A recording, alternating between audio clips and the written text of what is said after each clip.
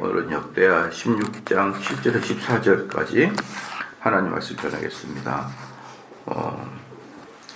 7절부터 10절까지는 11절부터는 아사 왕이 죽은 것을 이야기하는 거니까 스토리 자체는 10절로 이제 끝나는 것이죠.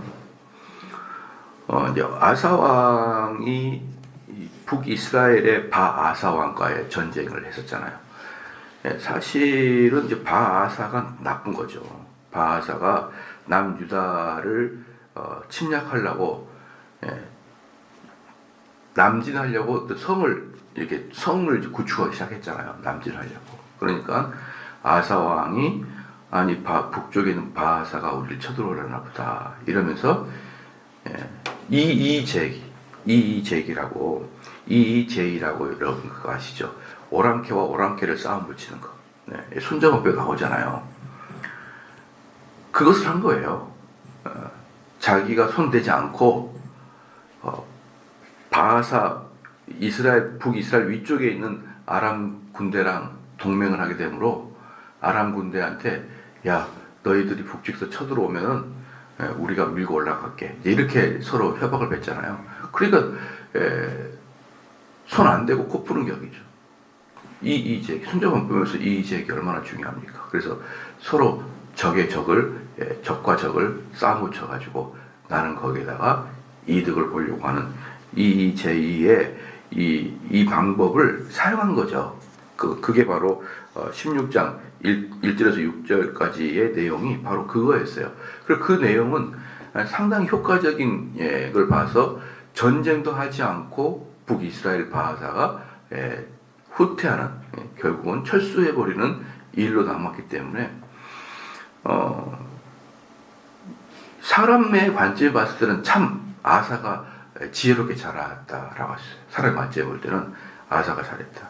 굳이 그걸 전쟁을 해서 전쟁하게 되면은 아사 왕만 위험한 게 아니라 남유다 백성들도 위험에 빠지지 않습니까? 그런데 전쟁하지 않고 위쪽에 있는 나라가 쳐들어와서 남유다로 진격하려고 하는 북이스라엘을 철수시켰다.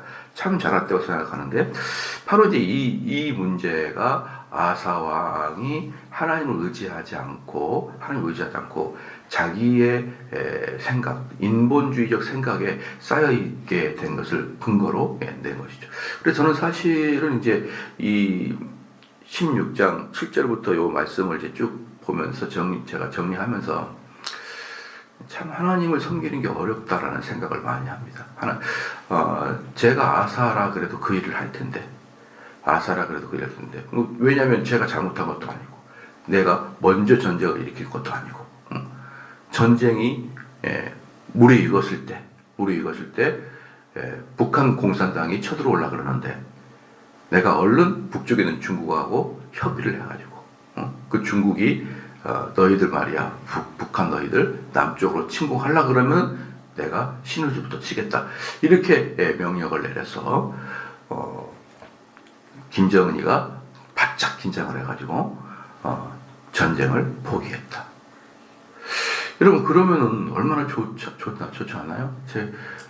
그러면 전쟁 없이 행복하게 되잖아요. 그게 하나님을 의지하지 않는 거다. 그게 저는 여러분 같은 100% 다 그럴 것 같은데요. 저도 그렇고. 그러면은 국민들이 어떻게 할까요? 얼마나 좋아할까요? 우리가 대통령을 잘 뽑아가지고, 손에 피 한 방울 안 묻히고, 전쟁을 하다니. 옛날에 영국의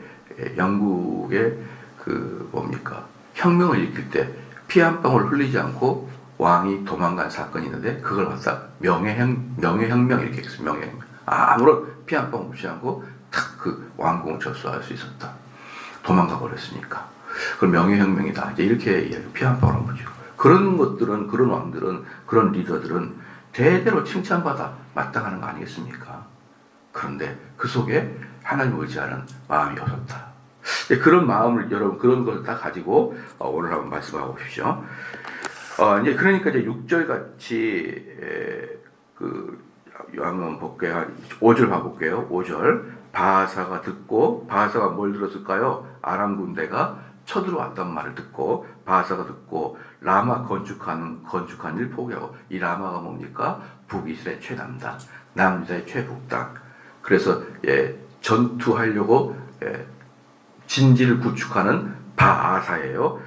라마 건축하는 일을 포기하고 그 공사를 그친지라. 그러니까 아사 왕이 온 유다 무리를 거느리고 바하사가 라마를 건축하던 돌과 제목을 운반하다가 게바와 미스바를 건축할 만큼이나 엄청난 물량을 확보했다는 것이죠. 그러니까 이제 여기서 보면은 전쟁의 위험 속에서 아사 왕의 지혜로운 그 어떤 판단을 통해서 그 사람들이 빠져버리니까 그 사람들의 물자를 그대로 다 받아가지고 건축을 했으니까 아사의 입장에서는 여러분 어떨까요? 너무 자랑스러운 것이죠. 자기의 전술 전략을 너무 자랑스럽게 생각하고, 정말 내가 너무 지혜롭다. 이때가 아사 왕의 상당히 이제 인생 중반부 이후거든요. 인생 이제 3분의 2 정도, 왕권의 3분의 2 정도 살았기 때문에 아사 왕은 어떻게 스스로 생각했을까요? 역시 왕의 경륜이 이때 빛을 발하는구나. 내가 수십 년, 20년 가까이 왕 생활하면서 이때야 비로소 내가 이 경륜과 연륜이 묻어나는 결정을 했구나. 이러면서 보람을 느꼈을 거 아니에요. 그리고 나서 실제로 봐보십시오. 그때가 어디예요? 한참 승승장구해서 기분이 기쁘고 너무 축제 분위기 쌓일 때 선견자 하나가 유다 왕 아사에게 나와서 그에게 이르되, 왕이 아람 왕을 의지하고 왕의 하나님 여호와를 의지하지 아니하였으므로 아람 왕의 군대가 왕에서서 벗어났나이다. 그러니까 여러분들 보면은 하여튼 초를 치는 애들이 있잖아요. 초를 치는 애들. 지금은 잔치잖아요. 지금은 너무 잔치인데 이 하나님을 섬긴다는 사람들은 초를 치는 경향들이 있어요. 초를 치는 경향이 있단 말이에요. 그래서 제가 이제 이런 것들을 딱 바꿔놓고 생각했을 때, 예를 들어서 이제 우리가 이제 뭔가를 교회 행사를 했고 프로젝트를 했는데 엄청나게 이제 많은 사람이 몰려오게 된 것이죠. 엄청나게 많은 사람이 몰려오게 돼가지고 그 많은 사람들 중에 이제 우리가 만약에 교회가 마지막에 이제 어떨까요? 전도대회를 쭉 해가지고 엄청나게 많은 사람이 몰려왔는데 그 중에서 엄청나게 많은 사람이 정착하게 됐는데 정대호 목사가 너무 아이디어를 잘 낸 거예요. 막 예를 들어서 뭐 1등하는 사람들에게는 해외 상품권을 준다든지 막 이렇게 너무 머리를 잘 써가지고 옛날에 주한 장로교회 그 총전도주일 그렇게 했었잖아요. 그때 막 전도 대상 해가지고 1등한 사람에게 뭐 주고 막 세탁기 주고 냉장고 주고 했단 말이에요 옛날에. 그래가지고 그 총전도주일이 아주 전국적으로 유명하게 된 사건이었거든요. 여러분 다 아시죠? 총동원 전도주일. 근데 지금은 그것도 다 없어졌지만 그때 그 나겸일 목사님이 했던 방식이 아주 많은 한국 교회의 롤 모델이 돼가지고 전국에 있는 교회들이 총전도주의를 하게 되면서 상품을 내걸었던 일들이 있었어요. 지금은 그렇게 하는지 안 하는지 잘 모르겠지만 또 이제 그거랑 또 비슷하게 또 어디서 했냐 그러면은 저기 이제 노원구에 있던 어린이 그 꽃동산 교회인가 거기서는 또 어린이 축제를 그렇게 했었던 것이죠. 그래서 1등에 컴퓨터 몇 대, 자전거 막 이렇게 해가지고 상품을 내가 걸어가지고 전도 축제를 했던 기억이 있습니다. 지금은 하는지 안 하는지 저는 모르겠습니다만은 그런 것들을 딱 이제 기획을 했던 목사님이 그것 때문에 전도 축제가 엄청나게 성과를 이뤘다. 그럼 어때요? 정말 내 아이디어는 이거 어디서 나온 거야 도대체? 내 아이디어에 끝이 없는 거야 이거. 내가 뭐 천재인가? 내가 신기를 받았나? 이제 그러고 있을 때 말씀을 많이 알고 있던 장로님이나 어떤 부목사님이 목사님 이것은 인본적인 방법입니다 라고 딱 해봐요. 기분이 어떨까요? 미쳐버리죠. 이 하나니가 그런 거예요. 하나니가 그렇게 승승장구하고 있던 왕한테 당신 아람 왕 의지한 것은 인본주의입니다. 딱 그런 것이죠. 그러니까 여러분 그럼 이 아사 왕이 어떤 느낌일 줄 아시겠죠? 제가 이렇게 설명하니까 아사 왕의 마음을 여러분이 이해하실 거예요. 그러니까 8절 말씀에 구스 사람과 룹 사람의 군대가 크지 아니하며 구스 사람 세라죠. 이 세라가 구스 사람입니다. 에디오피아 사람. 근데 이 구스 사람이 애굽의 장군이 되잖아요. 애굽의 장군이 돼가지고 100만 대군을 이끌고 들어온 사건을 이야기하잖아요. 그 속에 룹 사람도 있는데 룹 사람은 누군지 몰라요. 그런데 룹 사람들도 그 뭡니까 애굽 병사들 100만 명 중에 용병으로 들어가 있다는 것이에요. 용병으로. 그러니까 애굽 사람들만 있는 게 아니라 용병들도 같이 있는 100만 대군을 거느리고 왔다라는 것이죠. 아니 크지 아니하면 말과 병거가 심히 많지 아니하였다니까. 그러나 왕이 여호와를 의지하였으므로 여호와께서 왕의 손에 넘기셨나이다라는 거죠. 넘기셨나이다. 아니 그때는 북이스라엘과 비교도 안 되는 100만 대군, 100만 대군 우리로 말한다 그러면은 북한군과 비교도 안 되는 중국군을 하나님의 은혜로 무찔렀듯인데 그 북한군이 무서워서 아람 왕에게 그렇게 조인을 했습니까? 그것은 당신이 벌써 신앙이 영으로 옅어진 그런 증거입니다라고 이야기를 했어요. 그러니까 9절 말씀에 여호와의 눈은 온 땅을 두루 감찰하사 전심으로 자기에게 향하는 자들을 위하여 능력을 베푸시나니 이 일은 왕이 망령되이 행하였은즉 이후부터는 왕에게 전쟁이 있으리라며. 그러니까 지금 와사왕의 입장에서는 하나도 자기가 잘못한 게 없어요. 머릿속에는 하나도 잘못한 게 없고 북이스라엘의 바와사왕이 잘못한 거고 자기는 서희 같은 재상이 돼서 정말 지혜롭게 피 한 방울 흘리지 않고 국토까지 확보를 했는데 그러면 와가지고 좀 칭찬을 해야 될 거 아닙니까? 정말 너무너무 잘했습니다, 왕이요. 근데 이게 무슨 말입니까? 이 일은 왕이 망령되이 행했다. 그러니까 저는 이제 이런 것에 대해서는 이렇게까지는 말을 못 하겠다고요. 이렇게까지는.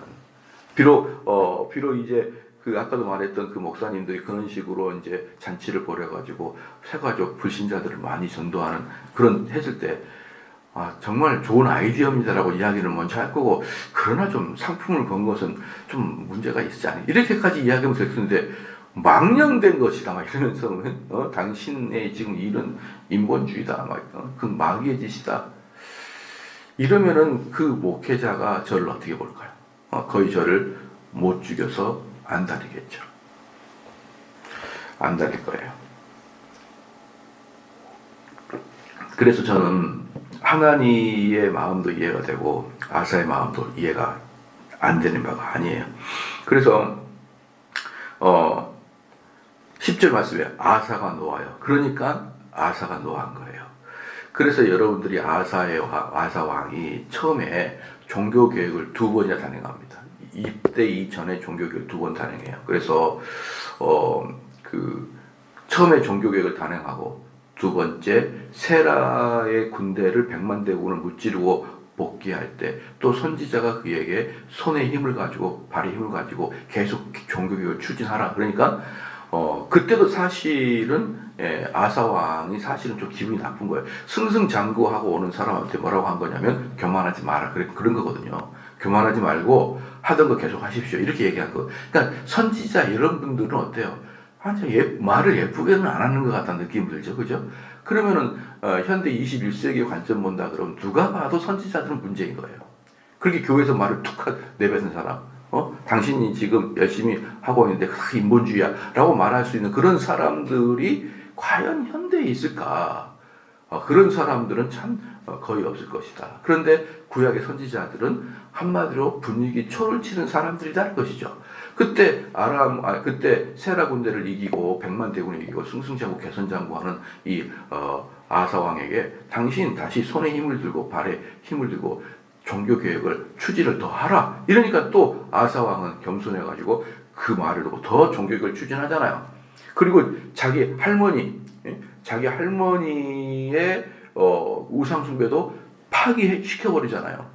그때 그 할머니의 우상 숭배 파기시키는 것은 친인척 간에 어떤 사이가 나빠진다 정도가 아니에요. 그 할머니가 누구예요? 르호보암의 아내란 말이에요. 르호보암 아내. 즉 이 남유다를 창설했던 개척자의 아내이기 때문에 정권 자체가 그 할머니에게 많이가 있단 말이에요. 그래서 그 할머니를 폐위시킬 때는 어떻게 했을까요? 정말 여러분들 그 작전을 가지고 계획을 가지고 그 권력을 찬탈해 버렸다는 거예요. 그렇잖아요. 그게 목숨 걸고 한 거예요. 종교 계획은.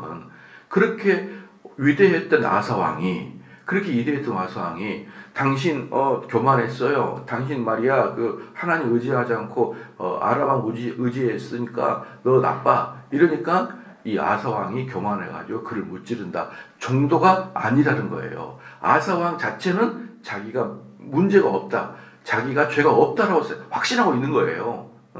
이런 상태에서 뜬금없이 이렇게 하나님의 사람인 선견자인 하나님의 말을 딱 이렇게 들어버리니까 여러분 같으면은 이게 삥 잡아두지 않겠습니까? 그렇게 여러분이 본다 그러면 이 아사왕 자체가 그렇게 나쁘다라고 볼 수는 없는 거예요. 그냥 아주 인지상정으로 이 사람이 화가 머리끝까지 치달아 오른 것이죠.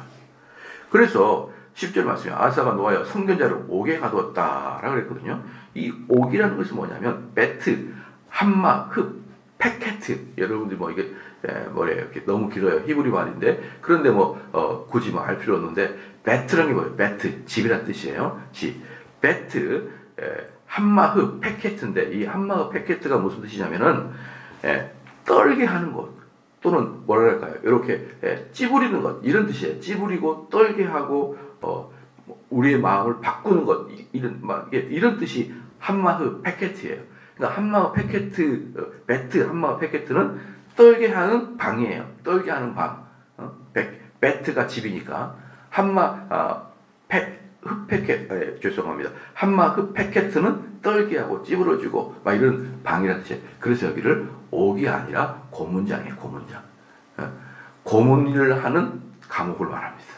그래서 구약 최초로 왕이 선지자를 고문한 사건이 바로 이 사건이에요.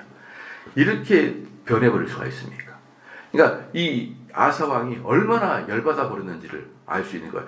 역대 어떤 사람들이 여러분들 하나님의 사람을 이 이스라엘이라는 이 독특한 그 종교적인 나라잖아요. 이스라엘은 독특한 종교적인 나라에서 하나님의 사람을 이렇게 두들겨 패고 옥에 가두는 경우가 어디 있습니까, 여러분? 함부로 못하는 거예요, 그것은. 그런데 이 사건이 최초로 왕이 선지자를 고문하는 사건이 되어버리로 말미암아 이후에는 왕이 종종 고문하는 사건으로 되어버리고 맙니다. 그래서 참 이게 이 선례가 대단히 중요합니다. 선례가 이 대법원이라는 게 대법원이라는 게 참 대법원의 판례는 무서워요. 대법원의 판례는요 어떤 의미가 되냐 그러면은 우리로 말하면 성경이 됩니다. 성경. 그럼 대법원에 한번 판례가 딱 나오면은 변호사들이 2010 몇 년 대법원에서 이렇게 판례가 됐습니다. 그럼 그게 재판을 하는데 아주 효과가 대단히 큰 거예요. 그러니까 대법원에서 판례는 되게 중요합니다. 근데 몇 년 전 대법원에서 군대 동성애 문제에 대해서 동성애가 허용될 수 있다고 이야기해버렸었어요.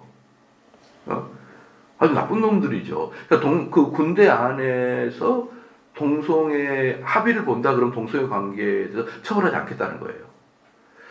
아니 이런 사람들이 다 있나 싶어요. 일반 군대에서는 이성 간의 성관계도 못 가져요 원래. 군대에서 어디서 그걸 가졌습니까? 그런데 동성 간의 합의를 본다 그러면 처벌하지 않겠다. 이렇게 대법원에서 이렇게 판결되는 것은 여러분 참 문제가 심각합니다. 그러면 이 다음에 재판할 때도 어때요? 군사 재판할 때도 2021년 대법원에서 이런 판례가 있습니다. 이게 딱딱 성경처럼 제가 여러분 설득하고 여러분의 마음을 바꿀 때 성경의 근거를 대서 성경의 각주를 달면서 이야기하면 여러분들이 마음이 바뀌잖아요. 그것처럼 판사의 마음을 바꾸게 하는 것은 변호사가 대법원 판례를 쭉쭉 갖다 놓으면 판사의 마음이 바뀐단 말이에요. 그런데 이 아사 왕은 최초로 뭐라는 거예요? 왕이 선지자를 핍박하는 선례를 딱 남겨놓은 거예요. 그래서 이후에 이 아사 왕 이후에는 왕이 선지자들을 종종 핍박합니다. 자, 참 이 아사 왕이 어쩌다가 이런 악한 일을 하게 됐는지. 원래 이 아사 왕이, 그리고 끝나고도 여전히 아사 왕은 선한 왕에 속해요. 아사 왕은 선한 왕에 속하는데 그 선한 왕이 선견자 하나니를 옥에 가둘 뿐만 아니라 고문해서 때려서 찢어서 옥에 가뒀다. 이런 역사가 일어납니다. 그러니까 여기서 볼 때 아사 왕이 얼마나 화가 났는지를 알 수 있어요. 그래서 아사가 노하여 선견자를 옥에 가두었으니 이는 그의 말에 크게 노하였으며, 그때에 아사가 또 백성 중에 몇 사람을 학대했다 그랬거든요. 학대. 이것도 학대도 뭐냐면 라차치예요. 라차치. 라차치가 뭐냐면, 뜻이 뭐냐면 으깨다, 으깨다. 으깨다 뜻입니다. 그래, 또는 산산이 부수다, 으깨다. 그러니까 여기서 뭐예요? 백성들 중에 선지자 하나님 말이 맞다고 해요. 선지자의 말이 맞습니다 라고 이야기를 하는 것이죠. 그러니까 이 사람이 어때요? 화가 나가지고 그 사람 때려다가 옥에 가는 거예요. 그러니까 이게 뭡니까? 독재의 전형이죠. 독재. 독재자들은 자기를 반대하는 사람을 가뒀다가 뚫겨 팼다가 죽이기도 하고 그러잖아요. 이 독재의 전형들이, 이런 일들이 발생하게 되는 것이죠. 옛날에 우리가 그 남영동 고문 치사 사건, 거기서 이렇게 박종필이 죽었나요? 그 남영동에 가면 있어요. 그 약간 거무잡잡한 그런 건물에. 그러니까 그때 뭐라고 했으면 탁하니 헉하고 죽더라. 뭐 이런 유명한 일들 있잖아요. 사람이 너 어디 있었어? 빨리 안 돼? 탁 치니까 신정마비로 죽었다. 이제 이렇게 말도 안 되는 소리를 해가지고 세상이 다 발칵 뒤집히는 게, 그게 남영동 뭐 무슨 그 있잖아요. 근데 그거 앞에 지난 큰 막 그 철문으로 돼 있어가지고 속이 어떻게 생겼는지 모르는데 우리 아내가 거기서 근무했었어요. 거기서 그때는 아니고 이제 거기에 이제 얼마 민주화되고 살이, 거기가 이제 나중에는 경찰청에서, 원래 경찰청 건물이니까 거기서 어떤 뭐 경찰의 무슨 역사 문화를 이제 하는, 약간 뭐라 그럴까요? 박물관 비슷한 곳으로, 아름다운 곳으로 만들어놨는데 한번 구경을 갔는데요. 거기는 참 건물이 이상하더라고요. 건물이 이렇게 유리창이 길쭉해요. 아주 음산해요. 가서 보면 아주 음산해서. 그래서 이 건물은 질 때부터 고문을 위해서 진 건가라고 할 정도로 고문에 최적화가 되어 있는 그런 건물이에요. 그래서 그런 건물을 지었다는 것 자체가 사람 뚫겨패서 죽이겠다라는 뜻이죠. 그러니까 그런 식으로 독재자들은 항상 반대하는 사람을 탁 쳐서 죽이고자 하는 마음이 있는데, 그게 바로 이 아사왕 때부터 시작이 되는 거예요. 그러니까 이 아사왕이 정말 두 번이나 엄청난 종교 개혁을 일으키고, 이후에는 정말 아사왕이 그래도 남유다 왕 중에 몇 명 안 되는 선왕이다 라고 역임을 받는데, 이렇게 말년에 보면은 이렇게. 그래서 여러분, 이게 저는 이걸 보면서 아사왕도 결국은 나쁜 왕에 속하진 않거든요. 아사왕도 좋은 왕에 속합니다. 그렇다 그러면 하나니가 좀 말을 좀 잘했으면 어떻겠냐라는 생각은 들어요. 하나니가 좀 이렇게 말하지 말고 1대1로, 왕하고 1대1로 앉아가지고 왕이요, 자세히 한번 생각해 보십시오. 당신이 왜 아람 군대를 의지했는지 한번 잘 생각해 보십시오. 그 속에는 하나님을 의지했던 마음이 떠난 거 아닐까요? 100만 명을 이기게 해주신 하나님의 능력을 왕은 기억하고 있습니다. 이렇게 좀 했으면은 왕이 곰곰이 생각을 해보고 할 텐데, 망령된 자다. 사람들 앞에서 한참 들떠있는 왕한테 망령된 자다 이렇게 해버리니까 왕의 얼굴이 황당하게 돼버린 거죠. 갑자기 분노가 치면서 곧바로 집어넣고 고문해버리고, 그 사람을 추종하는 사람들한테 또 학대하고 으찌기고 으깨고 이렇게 해가지고 마지막을 독재로 마무리하고 맙니다.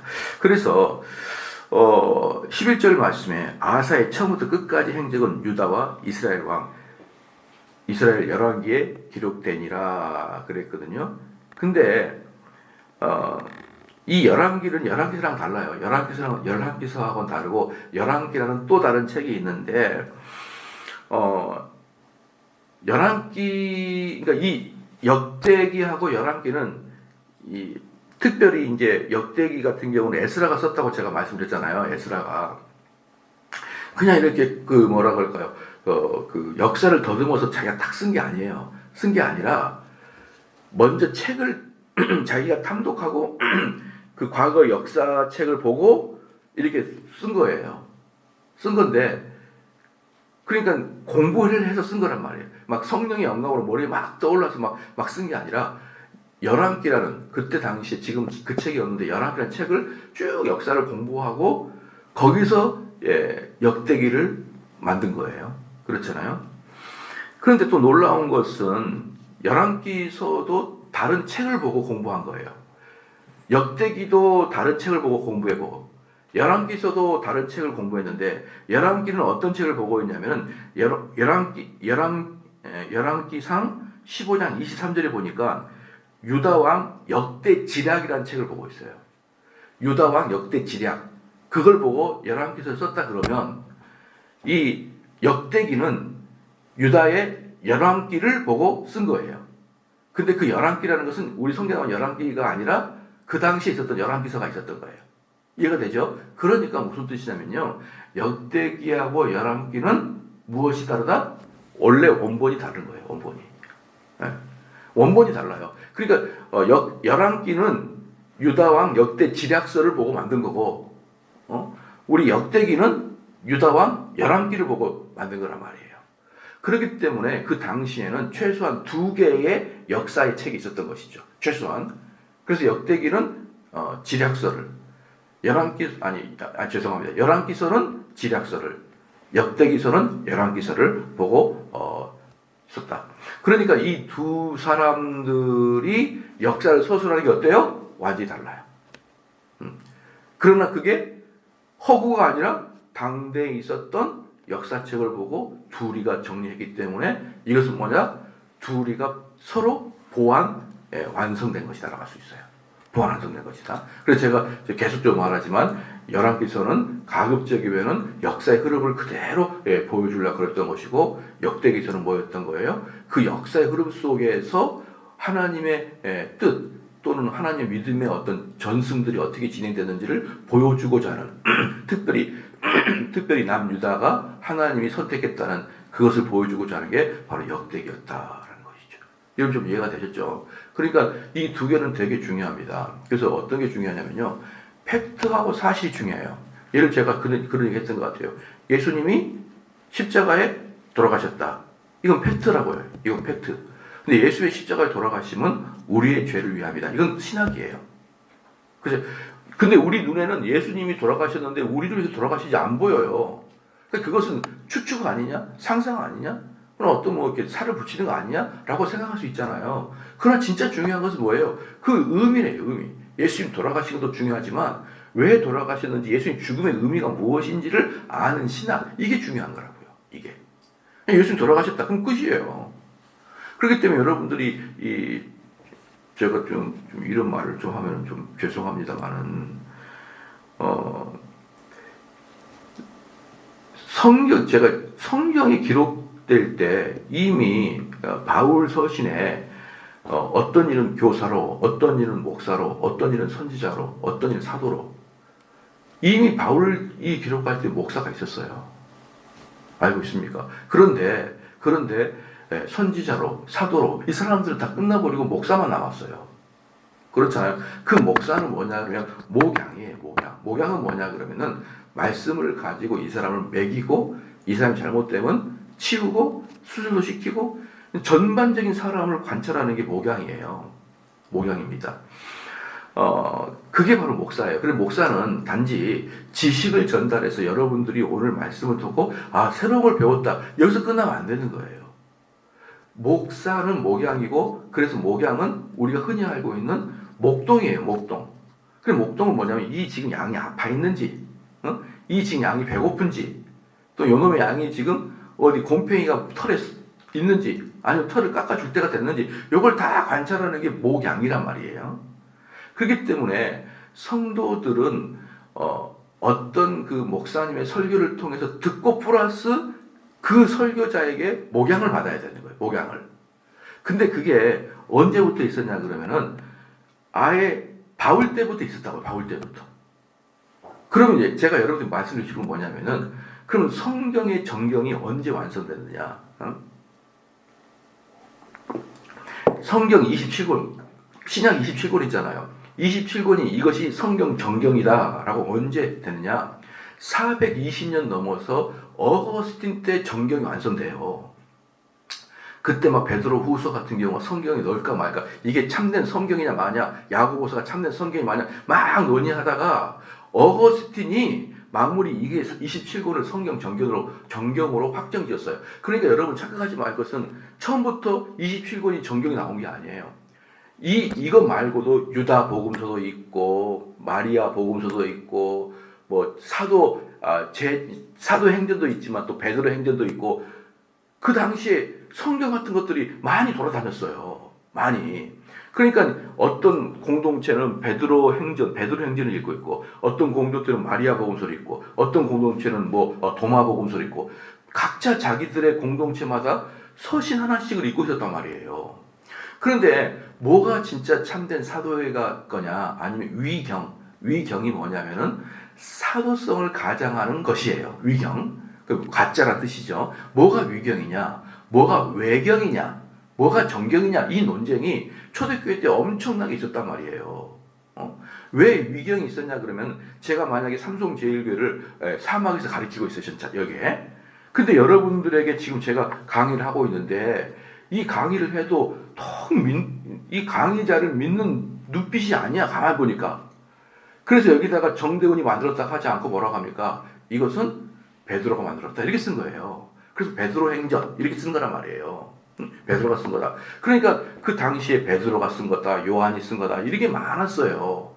그것을 어거스틴이 탁 마지막에 모아가지고 그들이 회의를 한 거죠. 회의를 해서 신학과 어법이 틀린 것은 다 뺐어요. 갑자기 어떤 걸 보니까 예수님이 이런 것이 있어요. 도마복음서 보면 예수님이 새가 하나 있어요. 새를 향해서 딱 새를 쳐다보고 새가 딱 죽어버려요. 사람들이 깜짝 놀란 거죠. 어린 예수인데. 그래서 예수가 새야 살아나라. 새가 살아났어요. 그 사람들이 제가 특별한 애인가 보다라고 깨닫는 그런 사건이 있거든요. 근데 그것을 외경으로 도마복음서를 쳐버렸어요. 왜냐? 예수님은 단 한 번도 그렇게 장난으로 기적하지 않았다. 예수님의 기적은 항상 긍휼 사역이지. 자기가 능력이 있다는 걸 검증하고 증거하기 위해서 한 번도 기적을 사용하지 않았다. 이걸 신학으로 갖고 있잖아요. 그 신학을 갖고 딱 보니까 어때요? 얘는 자기가 예수라는 것을, 자기가 하나님의 사람이라는 걸 증명하기 위해서 죽였다 살렸다 했잖아요. 그럼 이것은 외경, 이렇게 뺀 거라고요. 그러니까 그냥 뺀 것이 아니라 바울복음, 근데 바울이 쓴 책가 아니에요. 또는 그들이 갖고 있던 정통 신학 사상과 어울리잖아요. 그럼 빼서 만든 게 27권이란 말이에요. 그게 어거스틴이 정한 거라고요, 여러분. 근데 그래서 여러분들이 생각하는 이 성경은 태초부터 쫙 하나님의 감정으로 딱 나온 게 아니라 사람에서 결정이 된 거라고요, 이게. 근데 이 결정들에 뭐가 있었습니까? 그 전부터 목사가 있었어요, 목사가. 여기서 무엇을 말하겠습니까? 무엇을 의미합니까? 성경 전권도 중요하지만 그것을 해석하는 목사가 더 중요하다고요. 그것을 여러분 꼭 기억하십시오. 우리나라의 가장 큰 목사학의 문제는 뭐냐면 니나나라예요. 니나나라. 목회자가 설교를 좀 못하거나 목회자가 성경공을 좀 못 가르쳐도 얼마든지 참아내주는 게 바로 여러분들이 망조라고요. 그게. 목회자가 성경을 잘 해석하지 못한다. 갈아치워야 돼요. 그런 사람들은. 그런데 목사가 좀 못할 수 있지. 그게 바로 여러분들이 마음이 좋아서가 아니라 얼마나 하나님 말씀을 경홀히 여기냐 이 뜻이에요. 만약에 여러분들 자녀가 아팠는데 의사가 수술 잘못해가지고 걔가 죽었어요. 그럴 수 있지, 그럴까요? 응? 의사라는 사람들이 때로는 할 수 있지. 의사가 무슨 신이냐? 여러분 그렇게 너그럽게 넘어갈 수 있어요? 그렇게 너그럽게 넘어갈 수 없다 그러면 왜 목사의 설교가 틀렸거나 목사의 성경 해석법이 비신학적인데 그럴 수 있다라고 동의해 주죠? 그것은 우리들 마음속에 하나님 말씀을 얼마나 경홀히 여기냐의 근거란 말이에요. 목사라는 직분은 하나님 말씀이 정경화되기 이전부터 하나님이 목사의 직분을 뒀다 이 말이에요. 그 의미는 뭡니까? 성경을 팩트로 보는 것도 중요하지만 더 중요한 건 뭐예요? 그 팩트를 신학적으로 해석하는 게 더 중요하다고요. 여러분 이게 우리나라 교회 성도들이 꼭 알아야 됩니다. 그래서 진짜 중요한 것은 뭐냐? 예를 들어서 목회자가 스캔들이 생겼잖아요. 목회자의 스캔들이 생겼어요. 그럼 여러분한테 해가 뭡니까? 우리 성도한테 해가 뭐예요? 기분 나쁜 거 정도밖에 더 있어요? 목회자가 스캔들이 있다고 해서 여러분 지옥 갑니까? 예? 목회자가 무슨 돈을 횡령했다고 해서 여러분 뭐 청당 갈 걸 말다가 지옥 가냐고요? 여러분 자녀들이 영원히 지옥 가냐고요? 단지 기분 나쁘고 단지 보기 싫은 것 뿐이에요. 벌은 목사가 받는 거죠. 근데 목사가 잘못 가리키면 여러분이 지옥 간다고요. 근데 우리나라는 말씀을 잘못 가리키는 별로 노타치야. 스캔들이 목사를 제거시켜요. 정말 없다. 그렇게 없는 개념들. 진짜 여러분들이 흥분하고 강분할 것은 우리 목회자가 정확하게 성경 해석해 주지 않는다는데 그것은 아무것도 아니고 그저 무슨 청렴한, 아니 목사가 청렴하면 여러분이 천국 가냐고요. 제가 만약에 월급 하나도 안 받아요. 나 그렇게 걸어 다녀요. 여러분 천국 갑니까? 비본질적인 부분에서 목사를 그렇게 쳐다보고 있고 본질적인 부분은 생각하지 않고 있고, 이 역대기하고 열왕기서는 같이 공유가 돼야 됩니다. 공유가 되면서 열왕기서는 가급적이면 팩트를 전시하고 그 팩트 안에 있는 신학과 의와 교리를 끄집어내는 게 역대기예요. 이게 두 개가 여러분들이 항상 같이 가야 됩니다. 그래서 성경은, 여러분 성경을 다독하는 게 왜 중요하냐면 성경을 다독해야 목사의 성경 해석이 맞다라고 인정을 하게 되는 게 성경의 다독이에요. 지금 무슨 말이냐? 성경을 다독해서는 여러분 안 된다는 거예요. 알지 못하. 성경을 100번 읽어도 모르는 거예요. 중요한 것은 성경을 신학적으로 해석하느냐가 중요한 거예요. 알겠죠? 그게 바로 처음부터 사도 때부터, 바울 때부터 목사와 교사와 선지자와 사도로서 임명하였다. 그 의미인 것이에요. 그래서 그렇게 교회는 목사가 있어 와야 성경이 뭡니까? 예를 들어서 그때 베드로 후서가 베드로가 쓴 거냐 논쟁도 많았거든요. 야고보서의 논쟁도 있었고요. 요한서신 있잖아. 요한 1서 2, 3서. 요것도 정경이 넣을까 말까 논쟁이 많았어요. 그런데 요게 없을지라도, 요 성경이 없을지라도 마태복음, 마가복음, 누가복음, 요한복음, 로마서를 가지고 목사가 성경을 신학적 해석만 잘해도 여러분 천국 가는 데 지장이 없다고요. 이해가 되셨죠? 왜? 그전에는 그게 정경으로 들어와 있지 않았으니까. 그러니까 우리가 이런 걸 볼 때 얼마나 성경을 교리적으로 신학적으로 바르게 해석하여서 우리가 그것을 먹을 수 있느냐, 이건 너무너무 중요해요. 너무너무 중요합니다. 그것은 여러분의 운명을 좌우하는 만큼 중요한데 이런 부분에 대해서 우리나라 성도들이 너무 무지해요. 그래서 우리 교회 목사님 너무 친절하셔. 아니 목사가 친절해서 뭐하게? 우리 교회 목사님 너무 비전이 커셔. 비전이 커서 뭐하게? 여러분 목사 비전이 커서 여러분의 영혼과 뭔 상관이에요? 우리 교회 목사님 너무 청렴하셔. 청렴한들 뭐하게? 청렴의 왕은 무소유 법정이지. 어떻게 목사가 무소유 법정을 따라갈 수 있을까? 우리는 처자가 있는데 목사에게는. 뭡니까? 법정 같은 경우는 강남에 어떤 여인이 크게 한식집 하던 사람이 한옥을 법정한테 헌납해야 거기다가 법당을 만들어 봤어요. 강남 한 주방에다가. 근데 그것을 호련히 버리고 산으로 들어가 버리게 법정이에요. 아니 삼성제일교회 정대훈 목사, 이 삼성제일교회 호련히 버리고 산에 들어가면 소를 누가 키워요? 어떻게 제가 법정을 따라가겠어요? 청렴 개방에. 근데 우리 교회 목사님 청렴해. 우리 교회 목사님 정직해. 우리 교회 목사님은 너그러우셔. 우리 교회 목사님 터덜터덜해서 옆집 아저씨 같아. 이런 것을 목사의 어떤 뭐라 그럴까요? 자랑거리로 삼는 성도를 보면요, 딱 묻고 싶어요. 니네 목사님 설교는 정확하냐? 정확무후하게 설교하고 있냐? 그거 아니면 이 모든 것들 뭐예요? 곁다리입니다. 곁다리고 아무 의미도 없는 거예요. 사실 여러분 영혼에 아무 의미가 없어요. 딱 하나, 기분이 좋고 안 좋고의 그 결과물이지.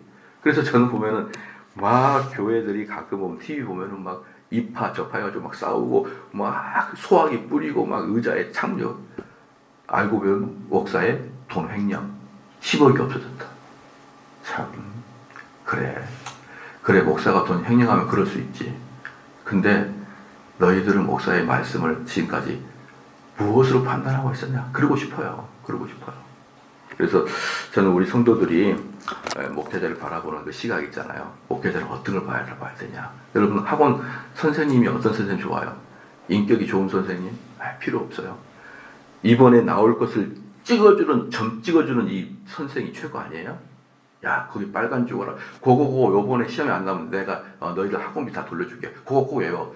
시험장 그게 나왔어요. 그 사람이 최고죠. 그 사람이. 여러분 의사 중에 누가 의사예요? 의사가 누가 가정을 잘 다스리는 의사가 좋아요? 아니죠. 성격은 그냥 개차반이라도 수술하면 다 낫게 하는 의사가 최고죠. 목사가 어떤 것가 최고예요? 말씀을 잘 쪼개주는 게 최고예요. 여러분 이해하시죠? 그런 여러분이 의식을 가질 때 한국의 교회는 엄청난 발전이 있을 것이다. 기도하겠습니다. 하나님 아버지 참으로 감사합니다. 참으로 감사합니다. 참으로 감사합니다. 참으로 감사합니다.